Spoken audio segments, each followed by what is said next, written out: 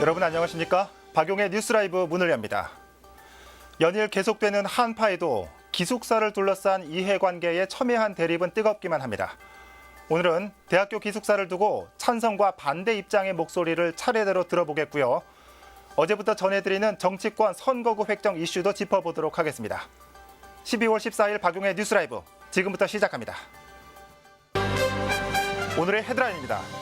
최근 한양대 기숙사 추가 설립이 확정되면서 학생들은 환영하는 반면 인근 임대업자들은 크게 반발하고 있습니다. 이런 가운데 전국 대학생 기숙사 수용률은 22%로 나타났고 서울은 더 낮은 것으로 조사됐습니다. 서울시 자치구의원 선거구 획정 잠정안이 발표된 가운데 선거구 획정에 대한 다양한 의견들이 제시되고 있습니다. 오늘 새벽 풍납동의 한 상가 주택에서 화재가 발생해 70대 여성이 화상을 입고 80대 남성은 숨졌습니다.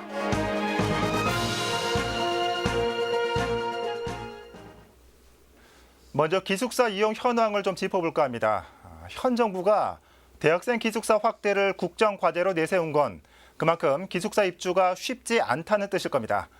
실제로 조사를 해보니 대학생 5명 중 1명만 기숙사를 이용할 수 있는 것으로 나타났습니다. 특히 서울은 이보다 더 낮은 수치입니다. 자세한 내용 전해드립니다.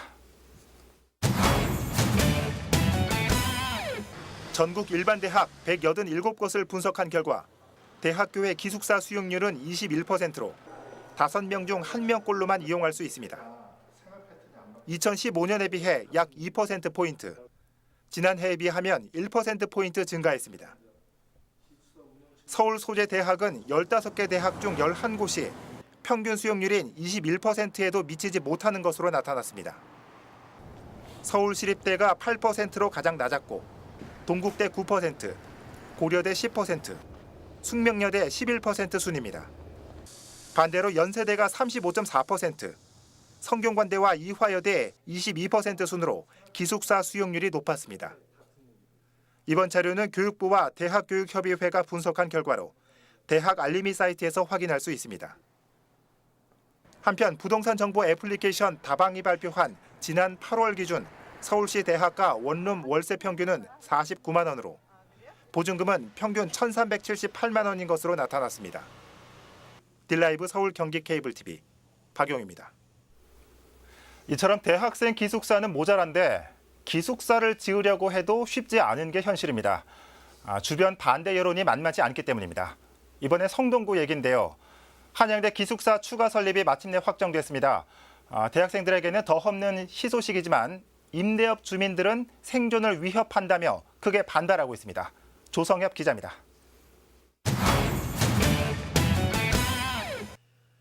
이달 6일 서울시 도시계획위원회는 한양대학교 7생활관에 기숙사를 짓는 내용의 결정안을 통과시켰습니다. 이로써 행당동 17번지 일대에 1,450명을 수용할 수 있는 지하 2층, 지상 7층 규모의 학생 기숙사 설립이 확정됐습니다. 학생들은 더 없는 희소식이라며 크게 반겼습니다. 현재 한양대학교 기숙사 수용률은 평균 수용률 16.1%에 한참 못 미치는 11.4%에 불과합니다. 더구나 학교 인근 원룸 시세는 보증금 1,000만 원에 월세 50만 원이 기본이라 등록금과 월세를 내기 힘든 학생들은 휴학과 복학을 반복하며 돈을 벌어야 하는 상황. 기숙사는 보증금 없이 한 달 18만 원 정도라 학생들의 부담을 덜 수 있습니다. 아르바이트비의 절반 이상이 주거비로 빠져나가 버리는 학기 초에도 3,000명에 서명, 그리고 1,885명이 자필 탄원서, 그다음에 5,000명이 이제 서울시장님께 5,200명이 이제 한마디를 쓰기도 하고 또 서울시청 앞에 100명이 달려가기도 하고. 원룸 등 임대업을 주업으로 한 인근 주민들은 크게 반발하고 있습니다. 학생들이 원룸을 선호하면서 일반 주택을 개보수하는 등 최근 들인 비용만 수천만 원에 달한다는 것. 1,500명 가까운 학생이 기숙사로 가면 대출 금액은 고사하고 이자 비용조차 감당하기 힘들 거라 말합니다. 더구나 올 1월 한국장학재단이 인근에 공공기숙사 설립을 예고한 만큼 생업 전선이 완전히 무너질 것이라 줄곧 주장하고 있습니다.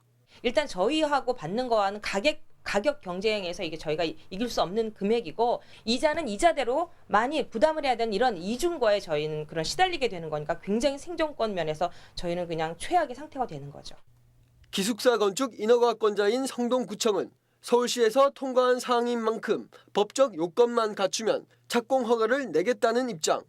이런 가운데 주민들로 구성된 기숙사 건립 반대 대책위원회는 교통 영향 평가와 환경 영향 평가 등 사전 절차에 오류가 있었고 이에 대해 강력한 문제 제기를 하겠다고 밝혀 갈등의 불씨를 남겼습니다.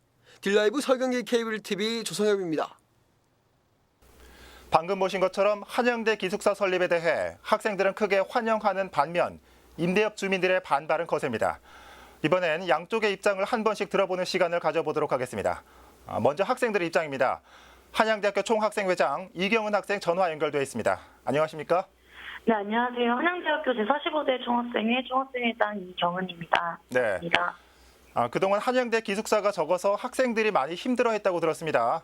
고육지책으로 원룸 이용하는 학생들도 많았다고 들었는데 어떤 어려움이 있었습니까? 한양대학교 기숙사 수용률은 11%로 굉장히 낮은 상황입니다. 네. 그런 상황 속에서 많은 학생들은 서울 경기권에서 하루 4시간의 통학 시간을 견디면서 장거리 통학을 이어가거나 또는 왕십리의 높은 주거비를 감당하면서 자취를 할 수밖에 없는 상황입니다. 예. 특히 왕십리의 주거비는 다른 지역에 비해서 굉장히 높은 편인데요. 이제 매달 보증금 1,000만 원은 기본에 월세 5, 60만 원을 감당하면서 예. 자취 생활을 또 이어가고 있습니다. 예. 지난 6일이었죠. 이 서울시청 앞에서 밤샘 농성까지 했다고 들었습니다. 그만큼 절실했다는 얘기일 텐데 이번 기숙사 설립 확정이 무엇보다 반가울 것 같은데 기분이 어떻습니까? 기분이 굉장히 좋습니다. 예. 이제 1년 동안 사실 저희가 올해 초부터 3,000명의 서명, 2,000명의 탄원서, 그리고 5,000명의 한마디, 그리고 서울시청 앞에 100명이 이제 찾아가기도 했었는데요. 그런 과정 속에서 계속해서 밀리던 심의들이 드디어 통과됐다는 생각에 많은 학생들이 기뻐하고 있습니다. 저희가 12월 5일에 1년을 기다렸다. 정말 하루만 더 밤새 기다려보자라는 심정으로 서울시청 앞에서 이제 잠을 청하기도 했었는데요. 네. 그 밤을 지새면서 이제 많은 학생들이 이번엔 정말 통과가 됐으면 좋겠다. 더 이상 이런 대학생들의 주거 문제를 이제 방관하지 않았으면 좋겠다. 이런 이야기들을 했는데 마침내 이게 통과가 돼서 많은 학생들이 기뻐하고 또 다행이라고 생각하고 있습니다. 그렇군요. 자, 이제 구청의 최종 허가만 남았습니다. 기숙사가 세워질 때까지 학생들의 노력은 계속될 것 같은데 마지막으로 앞으로의 계획 좀 말씀해 주시죠. 네, 성동구청이 인허가 절차만 지금 남아있는 상황인데요. 네. 서울시에서 이제 계획만 확정되면 구청 이후에 이제 과정들은 일사천리다 이렇게 이야기해온 것들이 있습니다. 예. 구청에서 학생들에게 약속을 했던 것처럼 내년에 순조롭게 기숙사 신축이 시작되었으면 좋겠고요. 그 과정에서 어떤 일이 이제 일어나든지 학생들은 이 주거 문제 해결하기 위해서 또 내 친구와 내 선배 후배들의 그런 하루를 빨리 바꾸기 위해서 할 수 있는 모든 행동들이 이어가도록 하겠습니다. 예. 자, 이경은 학생 오늘 말씀 감사합니다. 네, 감사합니다. 네. 한양대학교 이경은 총학생회장 전화 연결해봤습니다.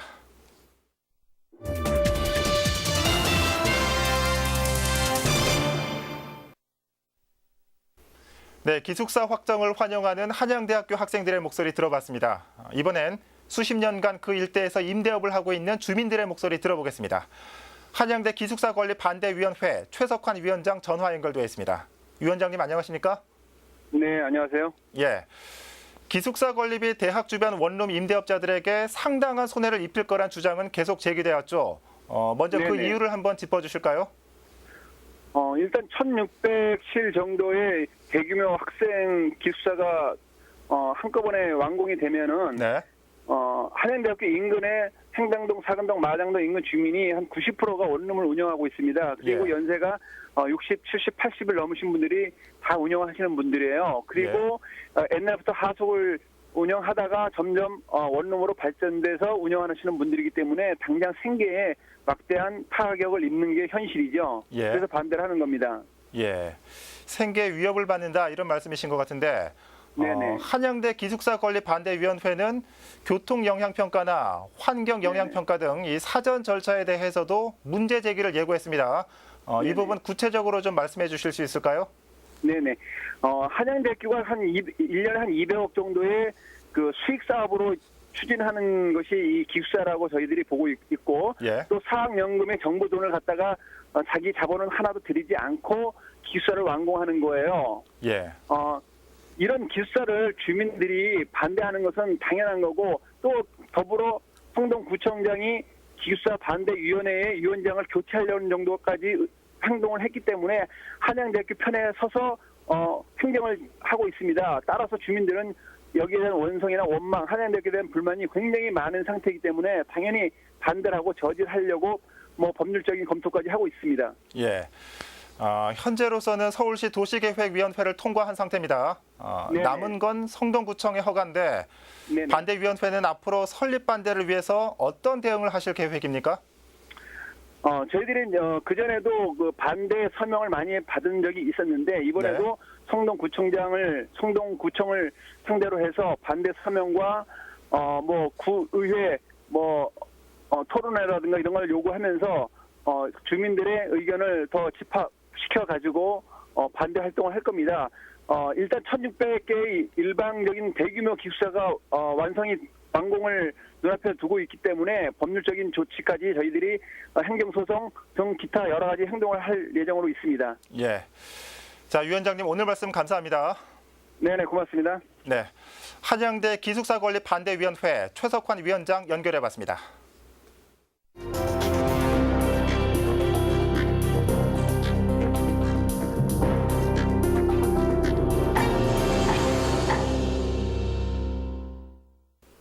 작은 선거구에서 한 명의 구의원을 선출하는 게 나을까요? 아니면 작은 선거구들을 통합해서 여러 명의 구의원을 대표자로 뽑는 게 나을까요? 물론 각기 장단점이 있겠죠. 이 한 명일 경우 대표성이 커지고 정책 운영에 있어서 주도적인 역할을 할 수 있겠지만 거대 정당이 독식할 가능성이 크겠죠. 반대로 지역을 통합해서 여러 명의 의원을 선출하면 대표성은 한 명일 때보다 덜하겠지만 다양한 정당까지 참여 기회가 돌아가고 사표도 줄어드는 효과도 있을 겁니다. 이 부분이 바로 소선거구제, 중선거구제, 대선거구제의 의미라고 할 수 있겠습니다. 요약하면 소선거구제는 한 선거구에서 한 명의 대표자를 뽑는 제도이고 중선거구제는 보통 2~3명, 대선거구제는 보통 4명 이상을 뽑는 것을 말합니다. 현재 서울의 기초의원 선거는 대부분 중선거구제로 이 한 선거구에서 2~3명의 구의원을 선출하고 있는데 하지만 앞서 말한 다양성을 확대하고 선거구별 인구 편차를 줄이기 위해 중대 선거구제로 변화해야 한다는 목소리가 높아지고 있습니다. 이 과정에서 어떤 기준으로 또 어떻게 선거구를 재편할 거냐 하는 문제가 생깁니다. 이 부분이 바로 선거구 획정입니다. 통상 인구와 행정구역, 교통 등의 기준으로 선거구를 획정하게 되는데 이에 따라 이 A 지역과 B 지역이 합쳐질 수도 또 A와 D 지역이 통합될 수도 있는 등 다양한 변수가 작용합니다. 이 부분은 정치권에 있어서도 첨예한 문제가 되고 있는데 바로 지역구 의원 정수가 적어질 수도 반대로 많아질 수도 있고 특정 정당과 후보에게 유불리로 작용할 수도 있기 때문입니다. 이런 이유로 이번 지방선거에서도 선거구 획정 문제가 뜨거운 이슈가 되며 찬반의 목소리가 극명하게 나뉘고 있습니다. 이 부분은 계속해서 진기훈 기자가 전해드립니다. 현재 서울 25개 자치구에서는 한 선거구당 2인 이상 3인 이하의 의원을 선출하고 있습니다. 때문에 거대 정당의 지방의회 독과점 현상이 일어난다는 비판이 제기되고 있습니다. 서울시 자치구의원 선거구 획정위원회가 내놓은 선거구 획정 잠정안에는 총 17개 자치구에 대한 선거구 개편 내용이 담겼습니다.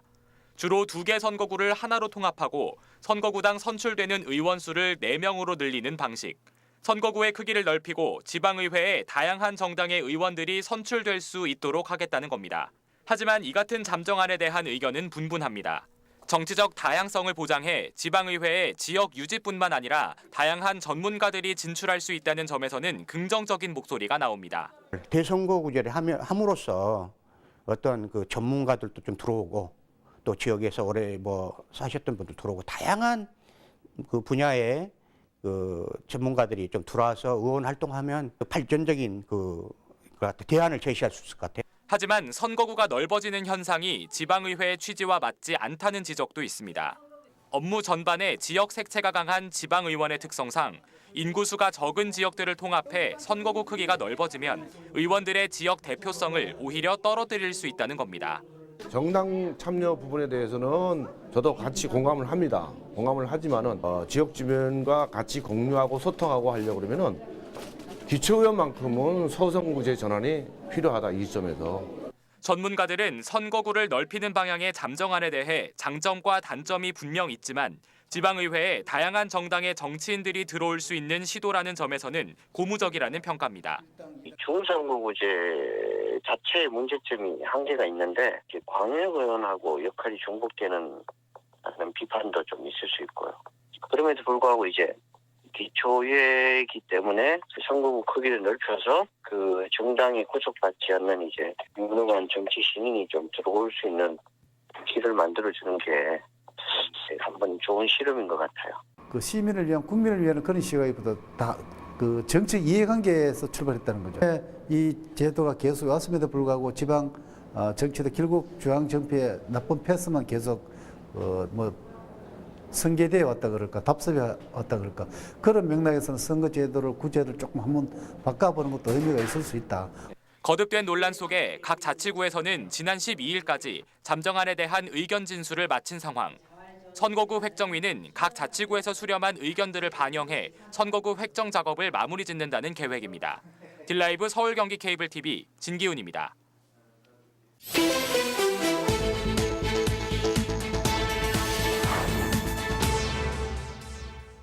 오늘 새벽 1시 20분쯤 송파구 풍납동의 한 상가주택에서 화재가 발생했습니다.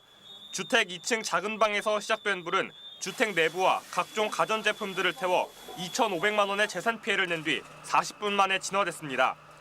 이 사고로 주택 안에 있던 70대 여성 정모 씨는 등 부위에 화상을 입고 인근 병원으로 이송됐고 80대 남성 홍모 씨는 의식이 없는 상태로 인근 병원으로 이송됐지만 사망했습니다. 어제 오후 2시쯤 광진구 화양동의 한 커피 전문점에서 화재가 발생했습니다. 불은 카페 1층 흡연실에 설치된 간접 조명 등의 전선이 합선되면서 시작됐습니다.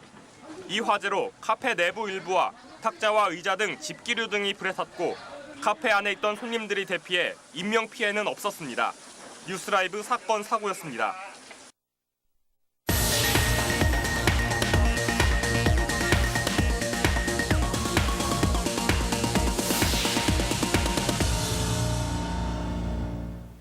주변에 소외된 이웃들에게 희망을 전하기 위한 딜라이브 서울 경기 케이블 TV의 사회 공헌 프로그램인 착한 콘서트가 한 해를 마무리하는 따뜻한 행사를 마련했습니다.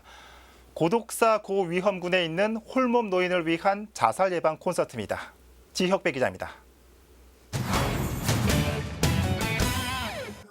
인기 가수들의 친필 사인이 들어있는 CD가 경매에 나왔습니다. 만 원부터 시작한 경매는 열기가 더해지면서 시중 판매가를 훌쩍 뛰어넘습니다. 무대 밖에는 인기 스타들의 애장품과 겨울용품, 장난감을 저렴하게 파는 바자회가 마련됩니다. 판매 금액은 모금함에 모입니다. 어려운 분들이 너무 힘든 생활 하시는데 저도 앞으로도 봉사활동 많이 하면서 이런 좋은 행사에 많이 참여하고 싶고 나눔을 착한 콘서트가 막을 올립니다. 가수 황보를 MC로 20여 개 팀이 재능 나눔을 위해 함께 마련한 무대입니다. 올 한 해 동안 콘서트를 통해 인연을 맺은 홀몸 장애인 50여 명이 특별히 초청됐습니다. 오늘 또 수익금이 나오면 저는 좋은 곳에 쓰인다고 해서 사실 정우밴드가 또 빠질 수가 없지요. 네, 그래서 기쁜 마음으로 찾아왔습니다. 저희가 가지고 있는 거라고는 음악하는 것밖에 없는데 그걸로 뭔가 도움이 된다면 참 기쁜 일인 것 같아요. 사랑과 나눔을 전파하며 소외된 이웃을 돕기 위해 서울과 경기 지역을 누비는 착한 콘서트가 연말을 맞아 비영리 단체인 희망을 파는 사람들과 희망을 파는 착한 콘서트를 마련했습니다. 고독사 위험군에 있는 홀몸 노인을 돕기 위한 자살 예방 콘서트입니다. 고시원이나 쪽밥촌을 찾아가서 최소한의 약품과 그리고 의료 생활 지원금을 직접 매년 그리고 매달 챙겨드리면서 이분들을 케어하고 그리고 함께 소통할 예정입니다. 우리 주변의 어려운 이웃들에게 희망을 전하는 희망을 파는 착한 콘서트는 다음 달 11일 밤 9시 40분에 방송됩니다. 딜라이브 서울 경기 케이블 TV 지역배입니다. 학업과 교우 관계는 사춘기 학생들이 주로 겪는 고민들입니다. 예민한 시기인 만큼 아이들의 마음을 세심하게 살피는 것도 중요할 겁니다. 강동구에서는 이렇게 고민을 가진 학생들을 위한 상담 서비스가 운영되고 있습니다. 박영찬 기자입니다. 강동구로 전학 온 초등학생 이지호 양. 전학 초기 낯선 환경에서 새로 만난 친구들과 친해지고 싶은 소망을 갖게 됐습니다. 교우 관계로 고민하던 지호 양에게 도움의 손길을 내준 사람은 바로 상담사 선생님. 선생님과 고민을 이야기하면서 친구들에게 다가가는 방법을 하나하나 배웠습니다. 제가 전학을 왔거든요. 근데 워낙 모르는 애들이잖아요. 그러다 보니까 더 친해지고 싶은 애들이 많아서 문제가 좀 원래 사람들 있잖아요. 근데 그거를 항상 선생님이 풀어주셔서 선생님이 너무 좋아요. 지호 양에게 도움을 준 사람들은 니즈콜 상담사들로 학교에 상주하며 학업이나 친구들과의 관계에서 고민하는 학생들을 돕고 있습니다. 중학생들을 대상으로 운영을 시작해 올해로 7년 차를 맞았습니다. 상담 서비스를 이용한 학생들도 벌써 수천여 명. 일선 교육 현장에선 학교 폭력이 감소하는 성과도 나오고 있습니다. 네, 친구들 간의 문제, 그다음에 언어 폭력 이런 문제들을 해결하기 위해서 학생들 간의 관계를 좀 좋게 만들기 위해서 학교에 상담사 선생님들을 파견하게 되었습니다. 현재 니즈콜 상담사가 배치된 학교는 30여 곳. 고민을 터놓는 학생들과 선생님의 진심 어린 공감이 추운 겨울을 더욱 따뜻하게 만들고 있습니다. 딜라이브 서울 경기 케이블 TV 박영찬입니다.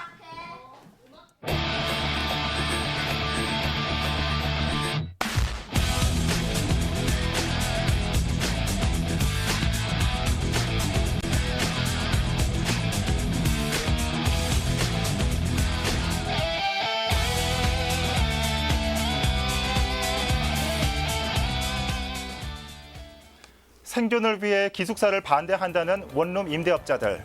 학생들 역시 기숙사에 들어가기 위해 사투를 벌인다는 표현까지 하고 있습니다. 이런 가운데 주민들 차량으로 기숙사 건설을 저지해온 성북구 동서문동 행복 기숙사는 결국 어제 시공사가 지게차로 해당 차량을 강제 이동하는 강경수로 더 큰 불협화음을 예고하고 있습니다. 이 부분은 추가 취재한 뒤 내일 이 시간 전해드리도록 하겠습니다. 박용의 뉴스라이브 마칩니다. 시청해주셔서 고맙습니다.